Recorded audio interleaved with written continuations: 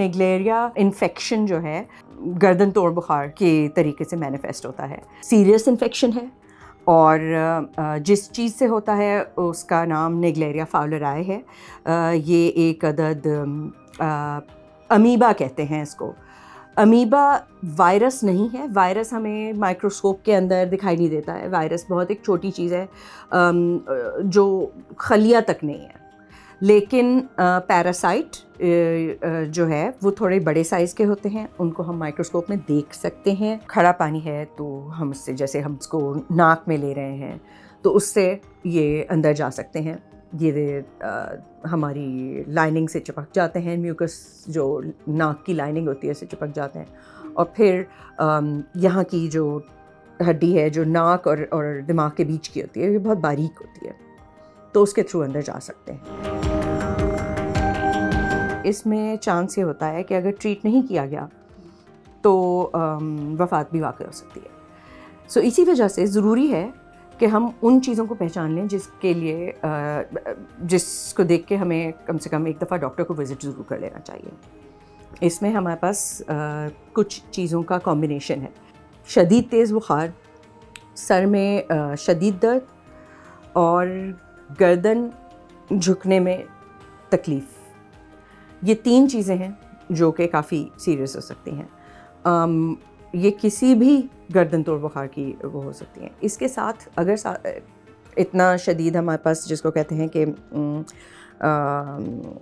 Brain का pressure इतना बढ़ा हुआ हो कि वॉमिटिंग वगैरह भी हो रही होती है, तो ये एक चौथा एलिमेंट है जो हम कहते हैं कि इन 4 चीज़ों के साथ फिर आपको ज़रूर डॉक्टर को दिखाना चाहिए और इमरजेंसी में भी जा सकते हैं। हमारी एक्सटेंसिव एक स्टडी भी हुई थी जिसमें हमने डेमोन्स्ट्रेट किया था कि वाटर सप्लाई में भी क्लोरीन ज़्यादा ना होने की वजह से बहुत बड़ा मसला है। सिर्फ खड़े पानी की बात नहीं है। खड़े पानी में मसला यही होता है कि हमारे पास क्लोरीन कम हो जाती है, और अगर हमारे पास वाटर सप्लाई में क्लोरीन है ही कम, मौजूद ही नहीं है, तो फिर तो कोई रोकने की चीज़ नहीं। सो एक बहुत बड़ा रोल हमारे पास सेफ़ वाटर सप्लाई का है जो गवर्नमेंट की ज़िम्मेदारी है, और एक वो ज़िम्मेदारी है जो शहरियों की अपनी है, क्योंकि अगर उन्होंने पानी जमा करके रखा है, चाहे वो अंडरग्राउंड टैंक हो चाहे वो ओवरहेड टैंक हो, तो वो चूँकि प्राइवेट प्रॉपर्टी है तो उसकी सफाई उनकी अपनी ज़िम्मेदारी है। पैरासाइट जो है वो ज़्यादातर गंदे पानी से हमारे पास होता है। फ्रेश वाटर यानी कि खड़ा पानी जो है, ठीक। अब हमारे पास खड़े पानी के बहुत से एग्जांपल्स हैं, पॉन्ड्स और लेक्स वगैरह भी होती हैं, लेकिन अगर हम शहर कराची में देखें तो हमारे पास सबसे ज़्यादा खड़ा पानी जो है वो टैंकर वाटर है। हमारे अंडरग्राउंड टैंक्स हैं, हमारे ओवरहेड टैंक्स हैं, इन सब में पानी हमारे पास थोड़े दिन खड़ा रहता है। इसके अलावा और बहुत सी स्टोरेज होती है। स्विमिंग पूल्स हैं, ये हमारे पास जिसको कहते हैं ना शहर में जो खड़ा पानी होता है, और ख़ास तौर पे हम वो लोग जहाँ पे बहता पानी अवेलेबल नहीं होता, तो यूजुअली हम स्टोरेज के ऊपर बहुत रिलाई करते हैं। तो ये स्टोरेज जो है वो हमारे पास जिसको कहते हैं नीचे एक सिल्ट या कीचड़ की एक लेयर डेवलप हो जाती है। ये कीचड़ की लेयर जो है, इसमें हमारे पास क्या कहते हैं काई और ये सारी चीज़ें होती हैं। उस काई के अंदर ये अमीबा पैदा होता है, उसी में सस्टेन होता है, डेवलप होता है।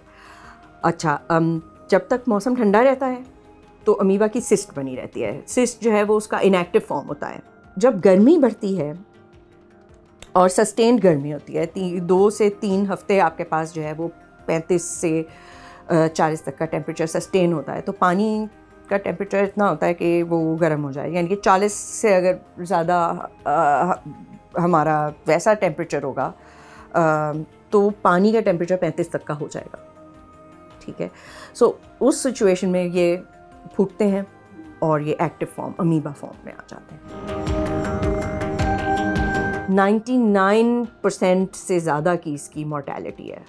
सो आप दवाइयाँ, अप्रोप्रिएट दवाइयाँ देने के बावजूद भी हमारे पास पॉसिबिलिटी है कि ना रिस्पॉन्ड करे। रीढ़ की हड्डी से पानी निकाला जाता है, दिमाग के पानी का टेस्ट कहलाता है ये।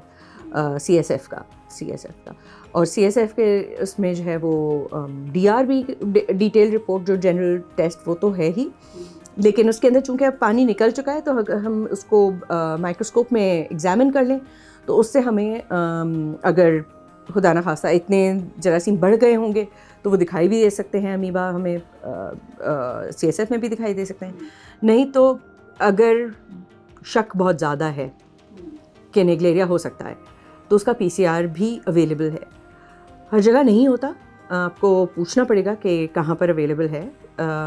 आई नो कि AKU के पास है।